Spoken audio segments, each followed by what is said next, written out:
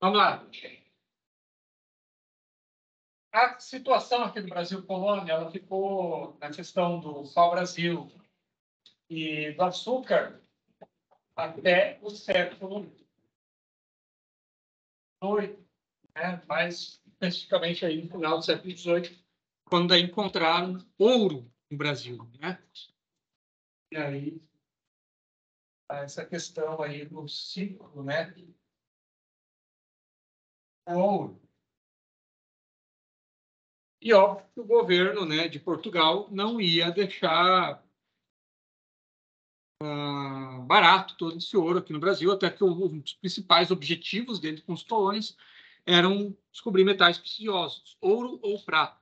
E assim que descobriram esse tipo de coisa aqui no Brasil, eles trataram de realizar uma legislação específica para as regiões das minas.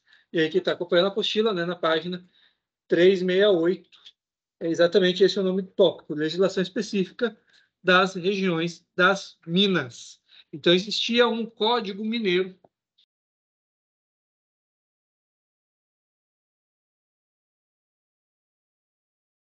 Código mineiro não quer dizer que é das regiões de Minas Gerais, tá? Mineiro de mineração.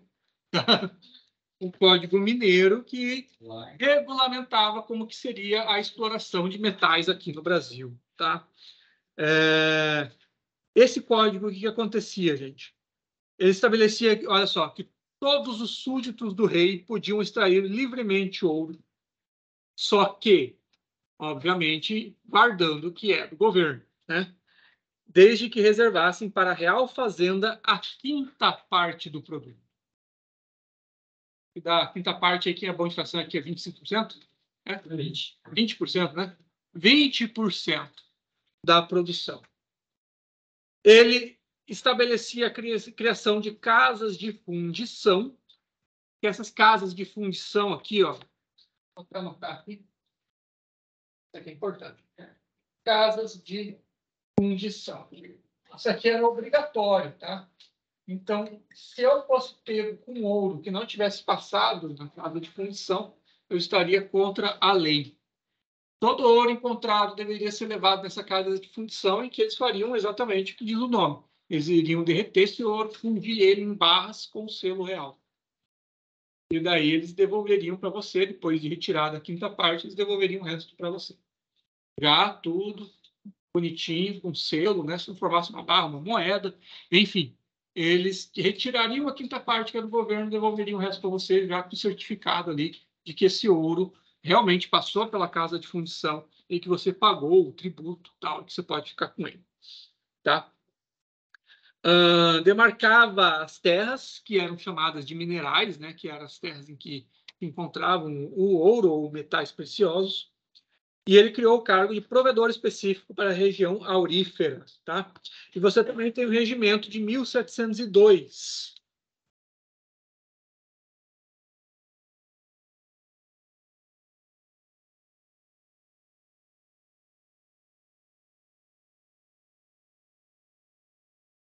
Tá? Esse regimento de 1702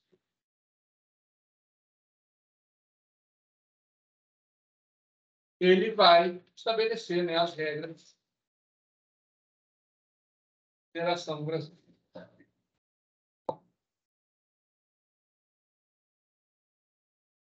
Atualizando todas as leis anteriores. Certo? E aí, gente, o que acontece?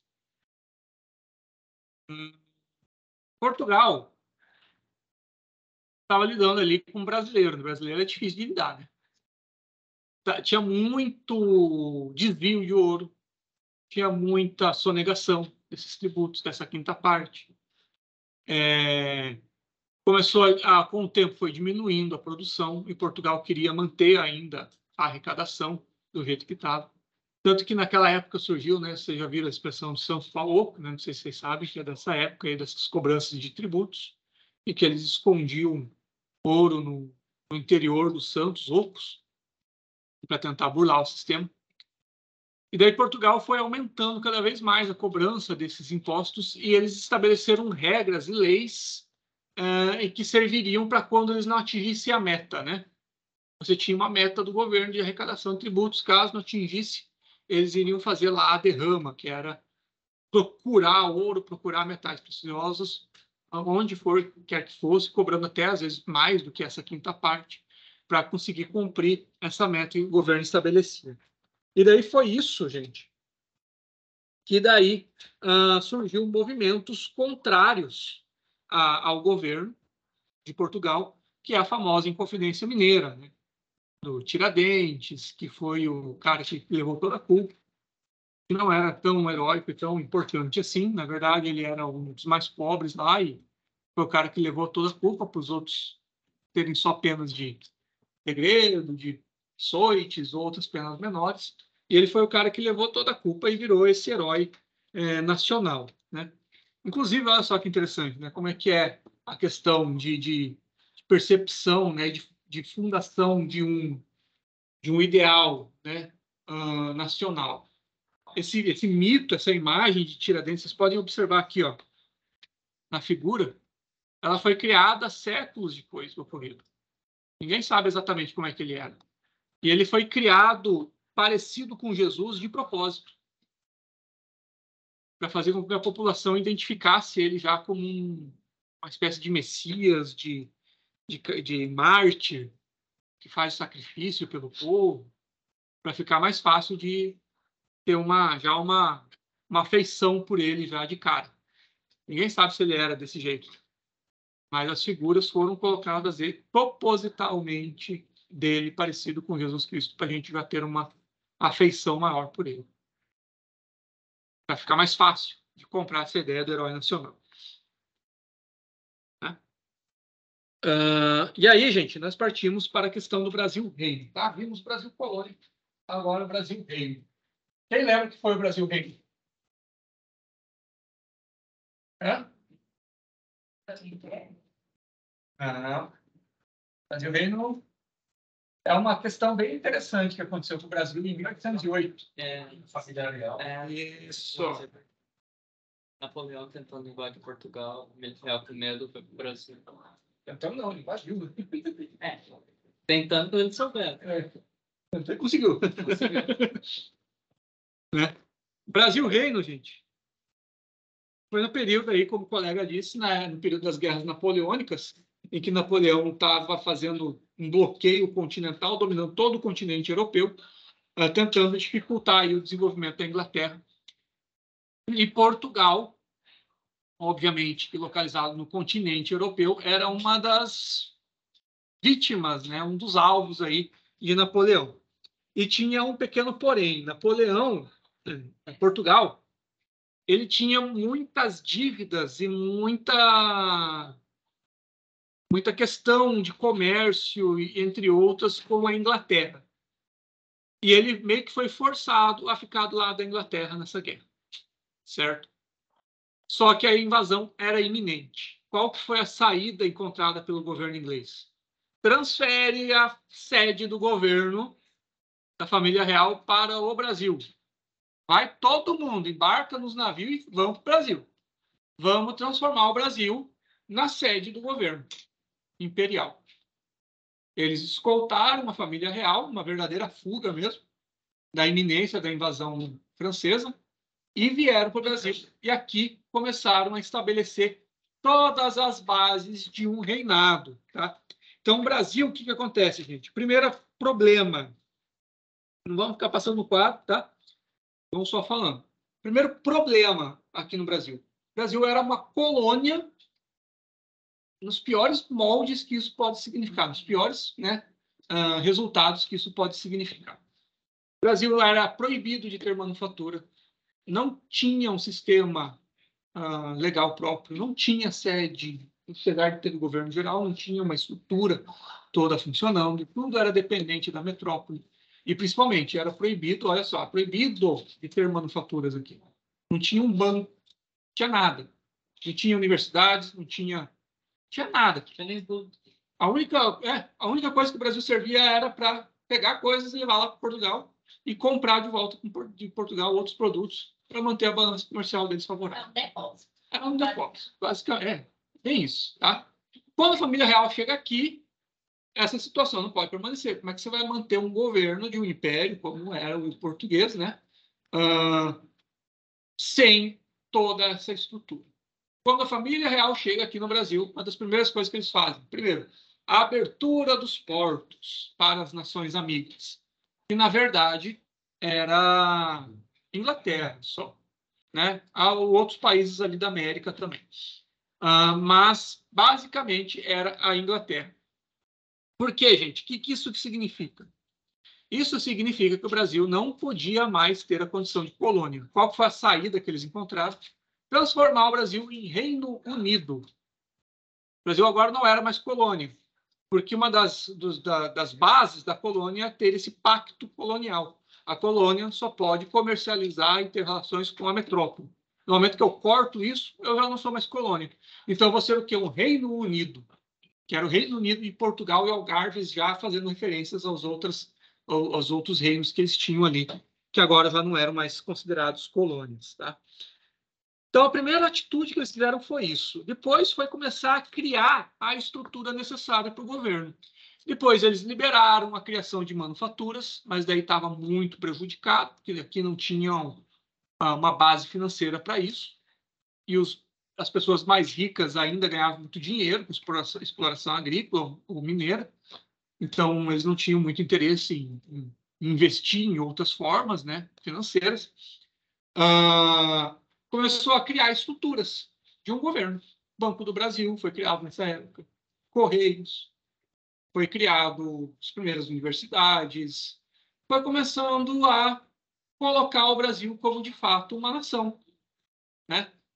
Com toda a estrutura necessária para que, de fato, que funcionasse um governo, tivesse alguma coisa, tá? Então, aqui na apostila, vocês podem ver, ó, na página 373, nós temos uma imagem da primeira sede do Banco do Brasil, lá no Rio de Janeiro, já construído com esse fim específico, né, de controlar as finanças do governo, emitir moeda própria, né, e estabelecer toda essa questão. E mais o que mais nos interessa é a justiça, certo? Justiça.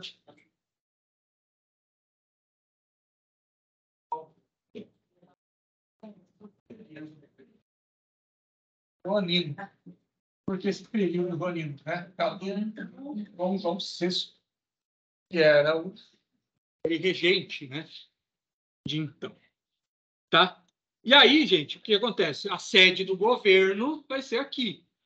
Mas a gente sabe que o governo não funciona sozinho, ele precisa também do judiciário, certo?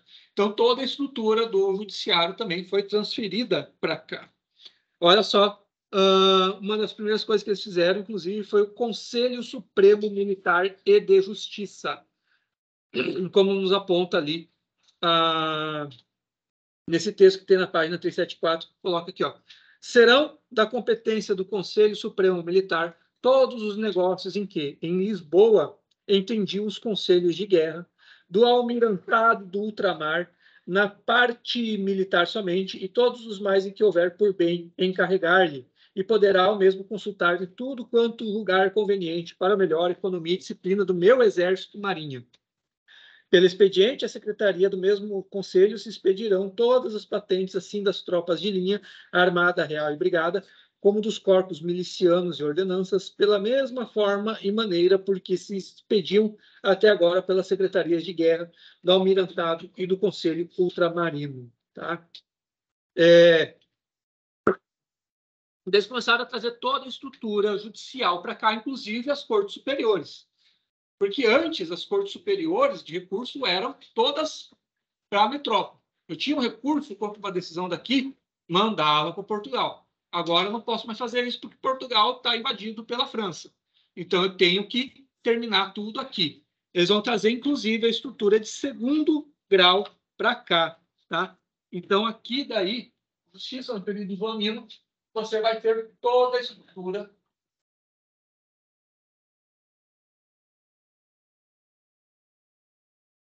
de primeiro e segundo grau transferido para o Brasil.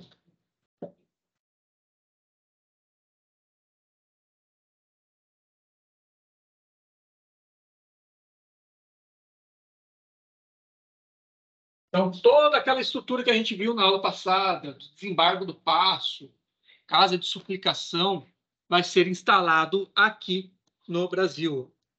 Nós vamos ter aqui,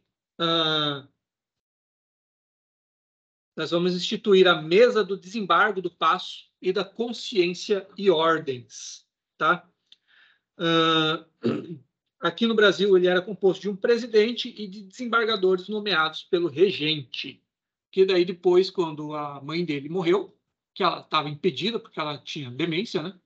Ela não podia ser a rainha, ele era o príncipe regente quando veio para cá, depois da morte dele, ele virou o rei mesmo. E deputados de mesa da consciência que se reuniriam todas as manhãs e dias úteis. Aqui vocês têm uma gravura de como seria aí o Largo do Paço, onde estariam aí os tribunais, né? Os palácios da justiça. Certo? E aí, gente, em 10 de maio, eu vou passar aqui por cima para não ficar tão demorado. Em 10 de maio de 1808 foi criado também o cargo de intendente-geral da polícia. E ele tinha jurisdição sobre os juízes criminais que poderiam daí recorrer a ele, porque detinha o poder de prender e soltar presos para investigações. Tá?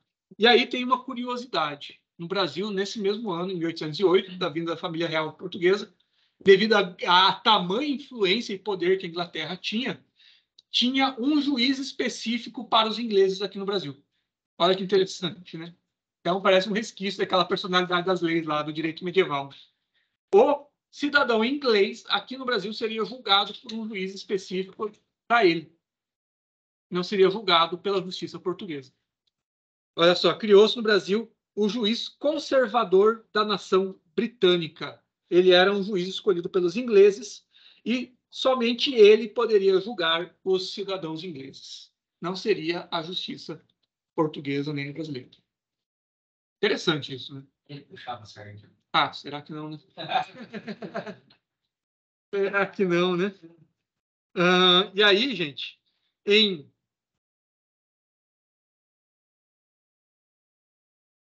outra data importante, né? 1808, Brasil. Bandeira Reino Unido. Não mais era só o Brasil. Olha só aí. A Carta de Lei de 15 de dezembro de 1815, que ainda... Ah, tá, peraí. Aqui. Desculpa, gente. Alguém mais. Em 1808, o Brasil deixa de ser colônia. Tá?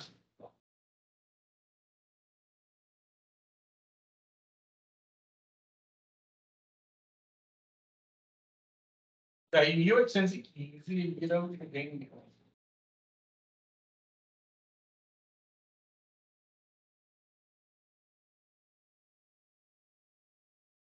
Com essa Carta de Lei de 16 de dezembro de 1815. Eleva ao Estado do Brasil a graduação em categoria de reino. Dom João, por graça de Deus, príncipe regente de Portugal e dos Algarves, etc., faço saber aos que a presente carta de lei virem que, tendo constantemente em meu real ânimo os mais vivos desejos de fazer prosperar os estados, que a providência divina confiou ao meu soberano regime, e dando ao mesmo tempo a importância devida à vastidão e localidade dos meus domínios da América, a cópia e variedade dos preciosos elementos de riqueza que eles em si contêm, e outros sim reconhecendo quento seja vantajosa aos meus fiéis vassalos em geral, uma perfeita união e identidade entre os meus reinos de Portugal e dos Algarves e os meus domínios do Brasil, erigindo aquela graduação em categoria política que pelos sobreditos predicados lhes devem competir e na qual os ditos meus domínios já foram considerados pelos plenipotenciários das potências que formaram o Congresso de Viena, assim no Tratado de Aliança concluído aos 8 de abril do corrente ano, como no tratado final do mesmo Congresso, suportando serviço e me praz ordenar o seguinte: que desde a publicação desta carta e de lei, o Estado do Brasil seja elevado à dignidade, preeminência e denominação de Reino do Brasil. Que os meus reinos de Portugal, Algarves e Brasil formem dora em diante um só e único reino debaixo do título Reino Unido de Portugal e do Brasil e Algarves. Que aos títulos inerentes à coroa de Portugal e de que até agora hei feito uso, se substituam em todos os diplomas, cartas, leis, alvarás, certo? Então, ele elevou o Brasil a Reino Unido e deixou de fato de ser colônia, certo? Vocês podem ver aqui, gente, interessante, né? Uma curiosidade aqui. A redação, bem diferente o português, né? Isso aqui eu tirei tudo do repositório da USP. A USP tem todos os documentos, às vezes alguns até digitalizados, e eles disponibilizam na internet. Você pode pegar os textos integrais do jeitinho que estava lá. Facinho, para quem tivesse esse tipo de curiosidade histórica aí. Tem vários e vários documentos lá nos repositórios deles. Certo? E com a linguagem da época, grafia da época, texto integral. É interessante esse serviço deles aí. Tá? E agora, o Brasil Império. Vai se delongar um pouco mais. Porque aqui, até agora, até então, ó, não tinha uma legislação específica brasileira. Pode ver que o Brasil era elevado a Reino Unido. Tá? Então, você não tinha necessidade de se criar uma nova Constituição, de se criar leis específicas, porque você já tinha as ordenações e toda a legislação de Portugal. Agora, no Brasil Império, depois que ele vira independente, aí a situação é outra. Como que eu vou, num país independente, utilizar a legislação de outro país?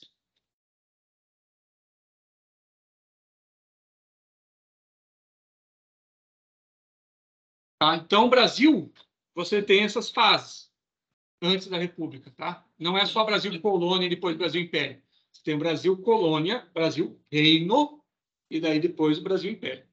Certo? E aí, gente, vocês já sabem, né? 1822, independência. Independência do Brasil em 1822. Né? Tem até a gravura aqui, aquela famosa, né, dele no alto do cavalo e tal, mas todo mundo sabe que não foi bem assim. Né?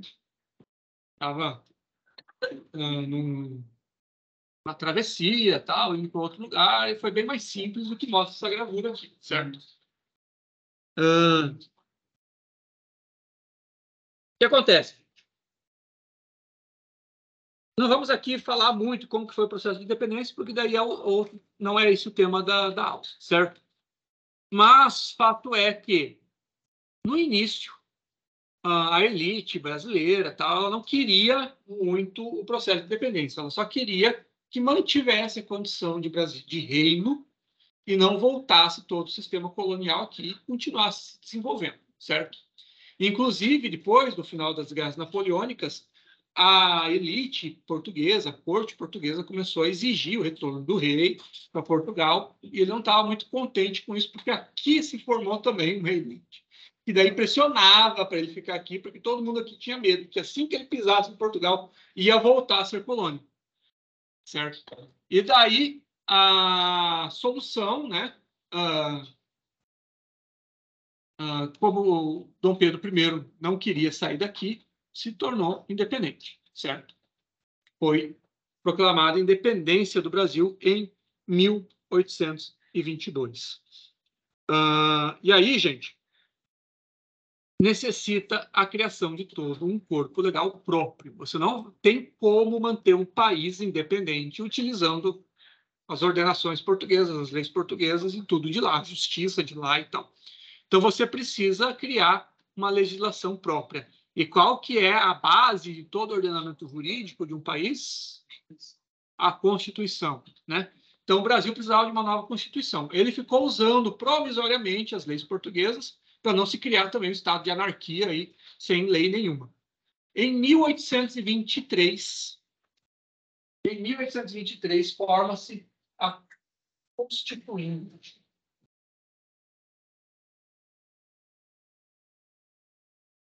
E aqui começam os problemas. Porque Dom Pedro I, ele queria que o Brasil fosse um império nos moldes absolutistas, certo? E essa primeira Constituinte de 1823, ela estava criando um texto liberal, diminuindo os poderes do império, meio que nos moldes ali da Inglaterra, parlamentarista, constitucional. O rei seria meio que figurativo, tá? Dom Pedro I não gostou nada disso. Tanto que, olha só, o discurso, olha que interessante esse discurso dele, na abertura dos trabalhos constituintes, já dando a dica para o pessoal, né? Afinal, raiou o grande dia para este vasto império, que fará época na sua história. Está junta a Assembleia para constituir a nação. Que prazer! Que fortuna para todos nós, como imperador constitucional e muito especialmente como defensor perpétuo deste império. Disse ao povo no dia 1º de dezembro do ano próximo passado, em que fui coroado sagrado, que com minha espada defenderia a pátria, a nação e a Constituição. Olha só, esse aqui é o ponto alto. Defender. Minha espada defenderia a pátria, a nação e a Constituição, vírgula, se fosse digna do Brasil e de mim. O que ele já estava falando ali, ó? Só vou jurar defender a Constituição se eu achar que ela é digna de mim. Certo? E aí, gente, foi o que aconteceu. Ele não gostou nada do texto que estava sendo preparado, tá? E o que ele fez? Mandou o exército cercar o Congresso, a Assembleia Constituinte. E esse episódio foi chamado de A Noite da Agonia.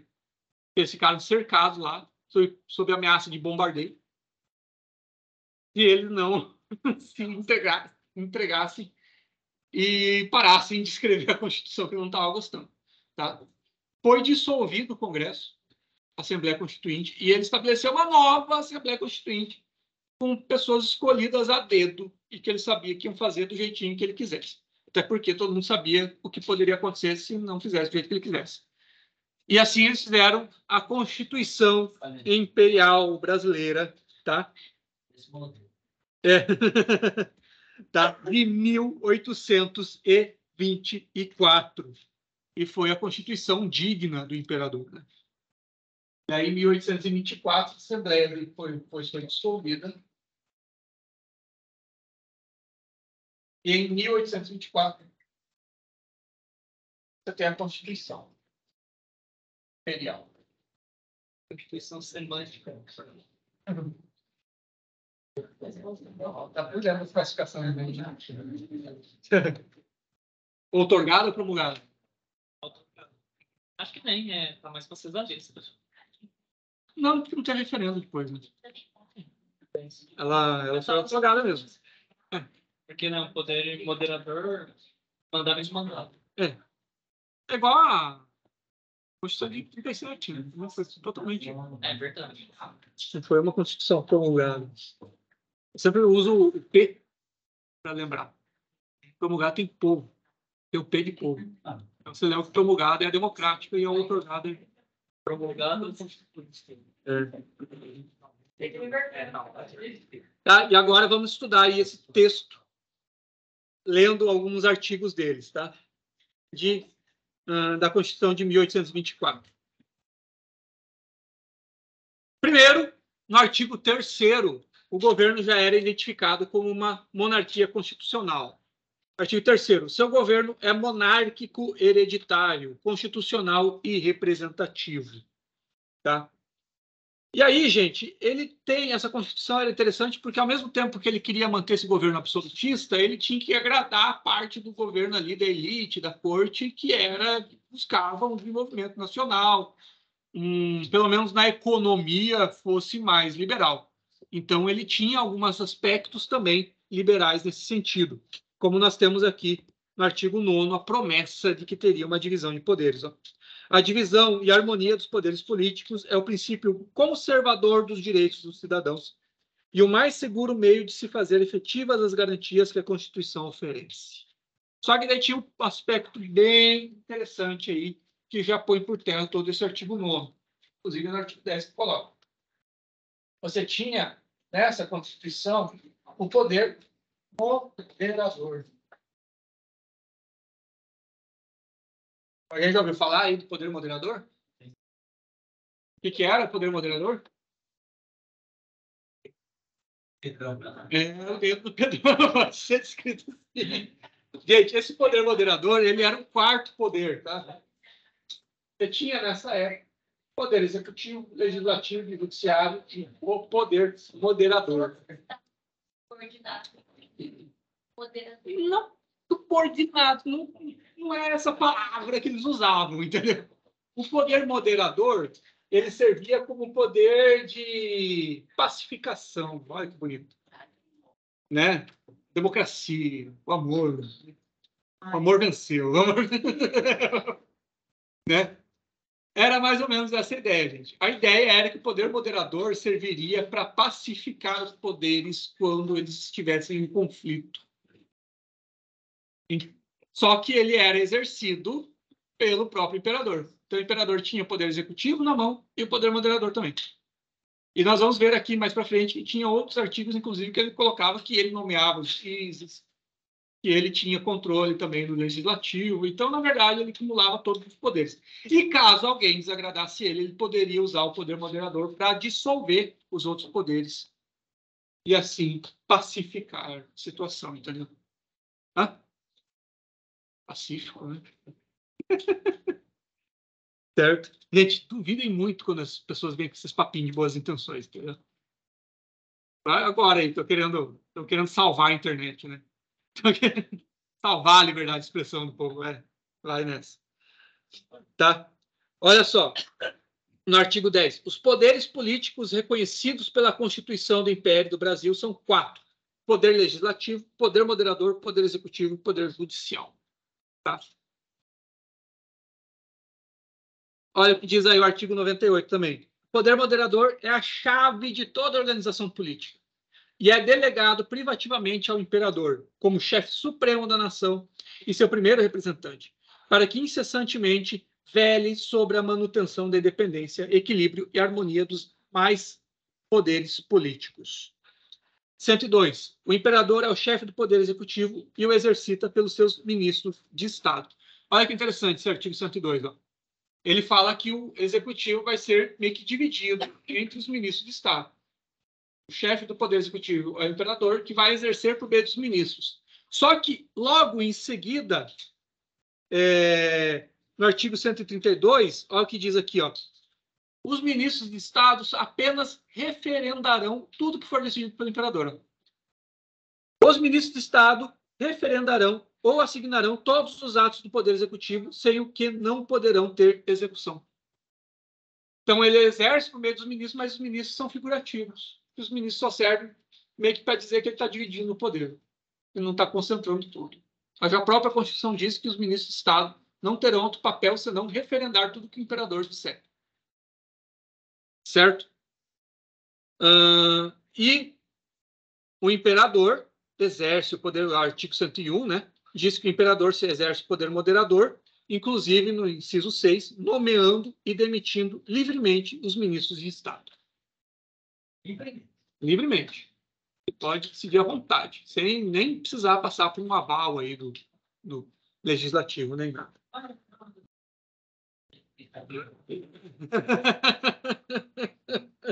Olha que tem muita coisa que acontece hoje que eu acho que Carlos Magno ficaria com inveja.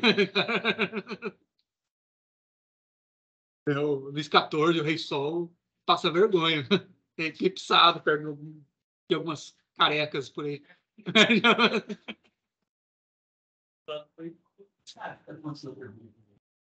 O Google hoje? O que aconteceu com o Google? Uma vergonha, né? Ele estava se expondo livremente. Não é uma democracia isso aqui? Uma empresa não pode manifestar a opinião dela sobre um assunto? Manifestou. Ah, eu não gosto? Para de usar o Google. faz outra coisa, ou usa sem ler o que eles colocaram lá. Mas faz parte do processo democrático exatamente isso, que as pessoas se manifestem. E é uma empresa, capital próprio, usou o próprio mecanismo, o próprio dinheiro, a própria estrutura, para manifestar a opinião dela. Não obrigou ninguém a ler tudo lá e tal. Um absurdo que fizeram com as Big Techs. Tem gente. Tem gente que defende. Geralmente vai jogar. Pelo bem. Machina. É para proteger você. Você não está entendendo. Para te proteger. Usar VPN. Vai acontecer isso. O pessoal vai começar cada vez a se afunilar na internet. Sabe? VPN, entrar tipo web, tentar fugir da regulamentação do governo. Vai piorar a situação. Mas vamos lá.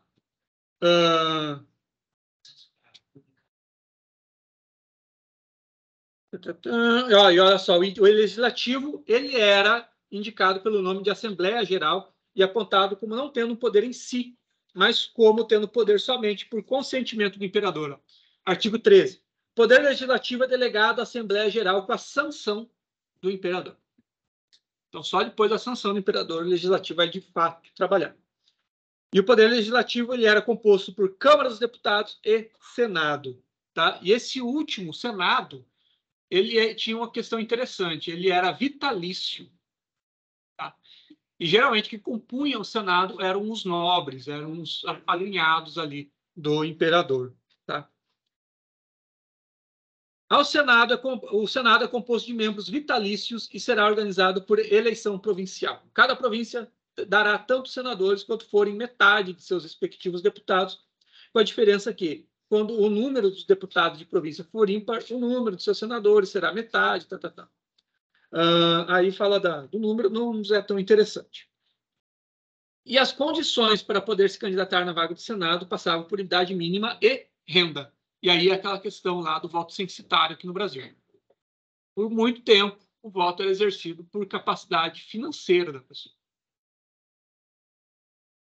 Curiosidade, primeiro texto da Constituição de 1823, que não foi promulgado, nem otorgado, foi dissolvido. O primeiro texto ele era conhecido como Constituição da Mandioca, porque ele atribuía a renda em alqueires de mandioca que a pessoa teria, em tese, como equivalente. Entendeu? Seria, por exemplo, convertendo hoje em sacas de soja.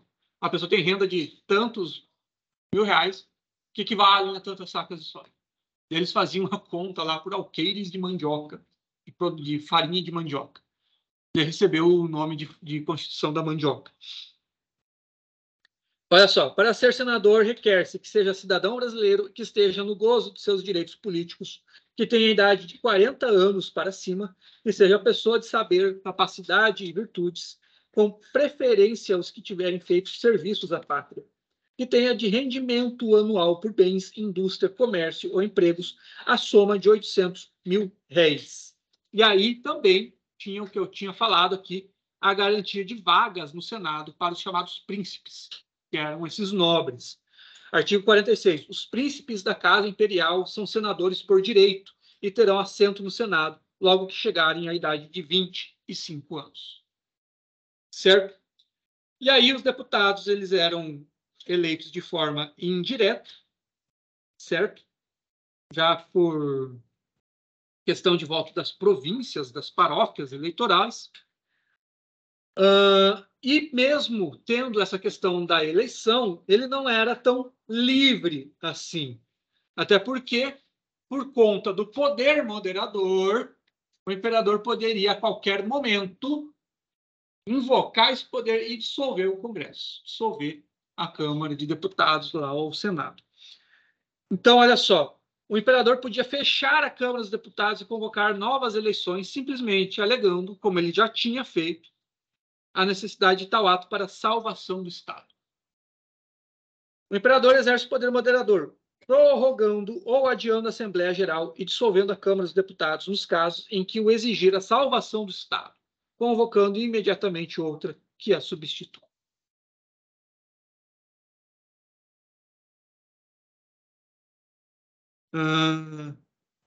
Tanto que o controle dele era exercido tanto no legislativo, apesar de que isso um pouco se reproduz no executivo, mas ao contrário, a lei só entraria em vigor se passasse pela sanção dele.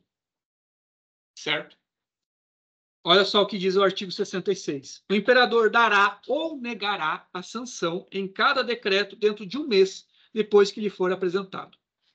E aí entra uma diferença do que nós temos hoje. Hoje nós temos um sistema parecido. O presidente também tem que dar a sanção no projeto de lei para ele poder ser publicado e entrar em vigência.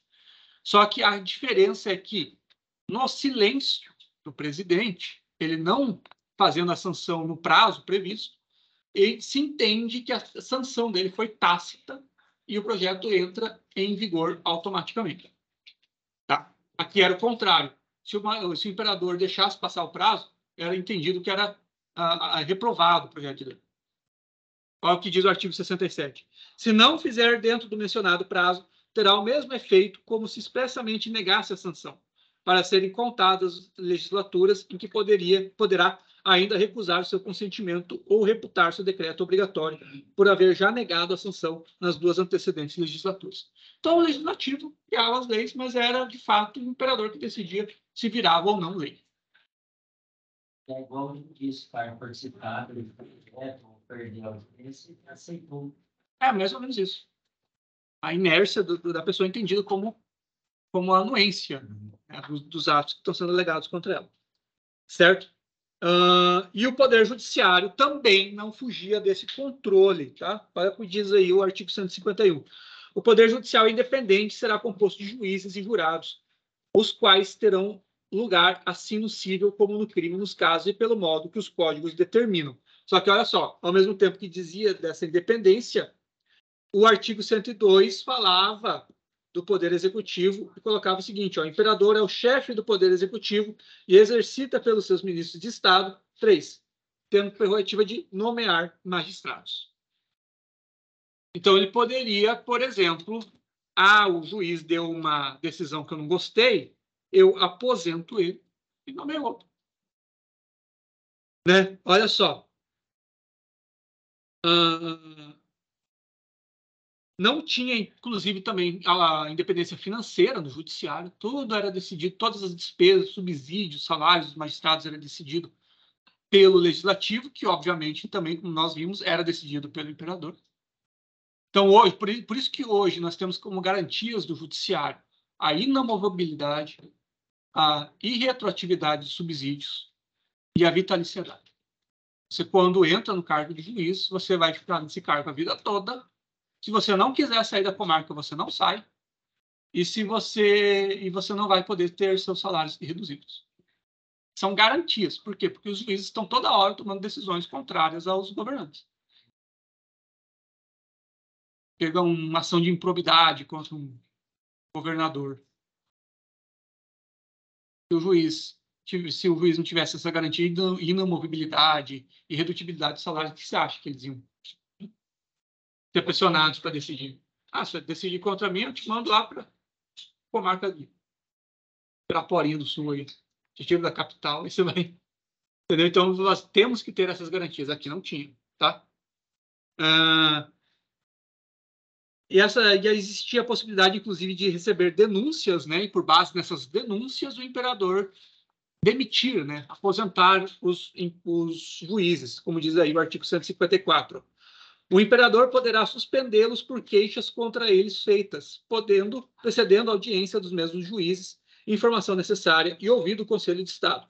Os papéis que lhes são concernentes serão remetidos à relação do respectivo distrito para proceder na forma da lei. Só por sentença poderão esses juízes perder o lugar. Só que a gente sabe, né? E tudo poderia surgir alguém aí fazendo uma denúncia, né? Contra um juiz aí que está desagradando os amiguinhos do imperador. Todo mundo sabe como é que funcionava, né? Só que daí tinha alguma coisa interessante, ó, que não tem hoje, né? Seria cobrada a responsabilidade dos membros do judiciário tocante aos abusos de poder, suborno, peculato e concussão. 156. Todos os juízes de direitos oficiais de justiça são responsáveis pelos abusos de poder, prevaricações que cometerem no exercício de seus empregos. Esta responsabilidade se fará efetiva por lei regulamentar. Artigo 157. Por suborno, peita, peculato e concussão, haverá contra eles ação popular que poderá ser intentada dentro de 1 ano e dia pelo próprio queixoso ou por qualquer do povo, guardada a ordem do processo estabelecida na lei. E olha só que interessante o artigo 99. Isso eu sempre coloco com meus amiguinhos que são meio... Tem gente que defende a volta do Império até hoje, gente. São monarquistas. Tá? E eu sempre coloco isso, ó. A irresponsabilidade total do imperador, no artigo 99. A pessoa do imperador é inviolável e sagrada. Ele não está sujeito a responsabilidade alguma. Ele não podia ser punido por nada. Processado por nada. Podia fazer o que quisesse. Com quem quisesse. Foro privilegiado dele. Não tem, não. Para ele não vale nada. Exatamente. Hã? Oi? Então tá. E aí também haveria no judiciário a questão de primeira e segunda instância, conforme diz aí o artigo 158. Para julgar as causas em segunda e última instância, haverá nas províncias do Império as relações que forem necessárias para a comodidade dos povos.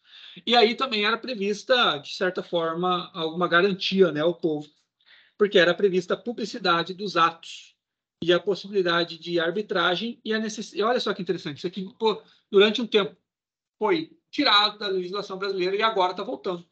O CPC de 2015 voltou figura parecida com essa, que é a obrigatoriedade de uma audiência prévia de conciliação antes de entrar com um processo mesmo. Hoje em dia, se você processa alguém na área civil, primeiro, antes de começar o processo mesmo, com a citação, contestação, é colocada uma audiência prévia de conciliação lá no CEJUSC, no Centro de Conciliação, para ver se as partes não finalizam o processo por ali. Olha só o que diz aí o artigo 159. Nas causas, crimes, a inquirição das testemunhas e todos os mais atos do processo depois da pronúncia serão públicos desde já. No artigo 160, ele diz o seguinte: nas cíveis e nas penas civilmente intentadas, poderão as partes nomear juízes árbitros. Olha só que interessante. Já previa um foro extrajudicial, o que está voltando hoje também, em voga. Suas sentenças serão executadas sem recurso, se assim o convencionarem as partes. Artigo 161. Tem a se fazer constar que, se tem tentado o meio de reconciliação, não se começará processo algum. Ou seja, se não demonstrasse que as partes, antes de tentar conciliar, não podiam entrar com processo. E o artigo 162 diz o seguinte: para este fim haverá juízes de paz, os quais serão eleitos pelo mesmo tempo e maneira porque se elegem os vereadores das câmaras. Tá? E havia ainda a previsão de um Supremo Tribunal de Justiça, tá? Não STF, Supremo Tribunal de Justiça, em substituição à antiga Mesa de Consciência e Ordem e a Casa de Suplicação. E ele seria o responsável por esses recursos, tá? Conforme diz aí o artigo 163. Na capital do Império, além da relação que deve existir, assim como nas demais províncias, haverá também um tribunal com a denominação de Supremo Tribunal de Justiça, composto por juízes letrados, tirados das relações por suas antiguidades, e serão condecorados com o título do conselho. Na primeira organização, poderão ser empregados neste tribunal os ministros daqueles que se houverem de abolir. E aí diz as atribuições desse Supremo Tribunal de Justiça: conceder ou denegar revista nas causas, revista seria o recurso, né? E pela maneira que a lei determinar. Conhecer os delitos, os erros do ofício que cometerem os seus ministros, os das relações, os empregados no corpo diplomático e os presidentes das províncias. E 3. Conhecer e decidir sobre os conflitos de jurisdição e competência das relações provinciais. Tá? E aí, uma coisa interessante. Hoje, se entende que o papel de intérprete da lei é ao judiciário. Mas, nessa época, né, hoje, se entende que o papel de interpretação da lei é do judiciário. Mas não é qualquer um que pode fazer, botar uma lei constitucional para tramitar? Entendi. Não é que hoje é universal, muito mais, tipo, juízo. Não, ele é difuso, mas é o judiciário que faz, são os juízes. Você não tem como você, cidadão ou um deputado, declarar a inconstitucionalidade de uma lei. É o judiciário que faz, entendeu? tem o controle difuso e o controle concentrado. O controle concentrado é aquele que são ações próprias para declarar a constitucionalidade, ADI, ADC e o ADPF. Mas o controle difuso é aquele, por exemplo, que é feito sem o pedido principal. Você é um juiz de primeiro grau que recebe uma ação indenizatória com base em alguma lei, e daí você observa que aquele pedido é improcedente porque a lei é inconstitucional. O cara não está pedindo a declaração de constitucionalidade, mas você, ao julgar o mérito, você percebe que é inconstitucional. Esse é o controle difuso. Mas é o judiciário que faz isso, entendeu? Então, hoje, se tem essa visão que é o judiciário que cabe a interpretação da lei. Mas, nessa época aqui, pré-guerra, pré-segunda guerra, foi depois da Segunda Guerra que surgiu essa visão que o judiciário que tem que ser responsável pela interpretação e aplicação da lei. Antes, era comum você ter o legislativo como intérprete da lei. O judiciário ele não tinha nem metade da força que tem hoje. Certo? São fases, tá? Durante um bom tempo, se acreditava que o executivo tinha que ser maior que os outros poderes. Depois passou-se ao legislativo. Depois da Segunda Guerra Mundial, percebeu que o legislativo não tinha tanta capacidade assim, de interpretar e aplicar a lei. Daí veio a fase do constitucionalismo, do neoconstitucionalismo, e hoje nós estamos o que a gente chama de era do judiciário. O judiciário está tendo uma visão, pelo menos uma atribuição maior de defesa dos direitos e tal do que os outros poderes. Não que ele seja maior, ou mais importante, ou melhor que os outros, mas se entende que, por esse papel de interpretação da lei, ele tem um papel de guardião da Constituição, certo? E o artigo 179, 4, ele já previa liberdade de expressão, certo? A inviolabilidade dos direitos civis e políticos dos cidadãos brasileiros que têm por base a liberdade, a segurança individual e a propriedade é garantida pela Constituição do Império pela maneira seguinte. 4. Todos podem comunicar os seus pensamentos por palavras, escritos e publicados pela imprensa, sem dependência de censura, contanto que hajam de responder pelos abusos que cometerem no exercício desse direito, nos casos e pela forma que a lei determinar. Só que era comum e com bastante registro os casos em que a imprensa, as mídias, os jornalistas eram perseguidos pelo imperador e às vezes até impedidos, né, de manifestar a sua opinião, certo? Você já ouviu falar do agora lembrando esse negócio de controle de constitucionalidade? Você já viu o caso Marbury versus Madison? É um caso famoso nos Estados Unidos que criou essa tese do controle difuso de constitucionalidade. Foi um juiz da Suprema Corte Americana que criou essa ideia. Depois você procura, ou eu mando o link lá, mas eu sempre esqueço, prometendo as coisas para vocês. Marbury versus Madison. Você vai achar a história na internet aí. Bem bacana. Vou dar uma procura.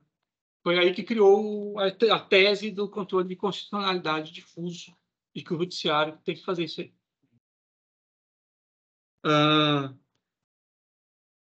Outra coisa que tinha era a pretensa, né, a alegada liberdade religiosa. Só que a religião católica era a religião oficial do Império. E isso quer dizer que o governo tinha uma religião oficial. E ele era tão ligado à Igreja Católica que você tinha vigência também de parte do direito canônico no Brasil. Inclusive, era a Igreja Católica que era responsável juridicamente pelos casamentos, divórcios, separações e testamentos e registros públicos de nascimento e de morte. Então, quer dizer, em última instância, que se você não fosse católico, você não poderia casar. Você poderia se juntar, mas seu casamento não seria reconhecido. Certo? E você tinha uma pretensa liberdade também de prática religiosa, mas você era impedido de, se não fosse católico, ter qualquer coisa na fachada do seu templo religioso, que serviço no culto, de indicar que ali era outra religião que não a católica. Certo? Isso aqui não. É a Constituição do mas não é. Porque é brasileiro, né? É o Brasil sendo Brasil, né? O católico deles tinha que participar da igreja. Eles tinham que ser batizado E tal, da igreja. fosse um visitante, alguma coisa assim. Tava... Ah, você tinha que ser batizado, crismado, tal, da igreja. Tinha que ser. E ainda falando aí do Brasil Império. Só 15 minutos, né? Vamos deixar então, gente, para falar do Código Imperial, do Código Criminal, o Código Processual Criminal depois. Falta só 15 minutinhos, né? Certo?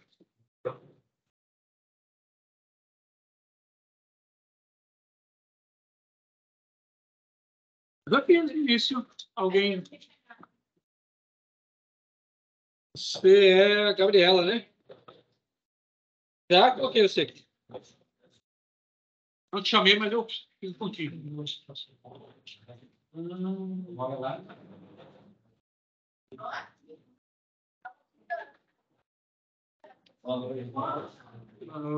A polícia tá perdendo. Vou pra chutar a boca deles. Vai, vai. A polícia está perdendo? Tá. Quem tá perdendo? A polícia tá perdendo, Marcos.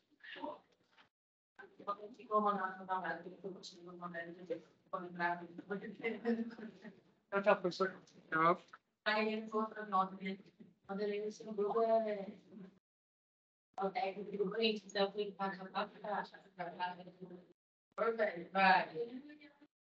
vai. Eu tinha um fui assim, que eu aí, ó.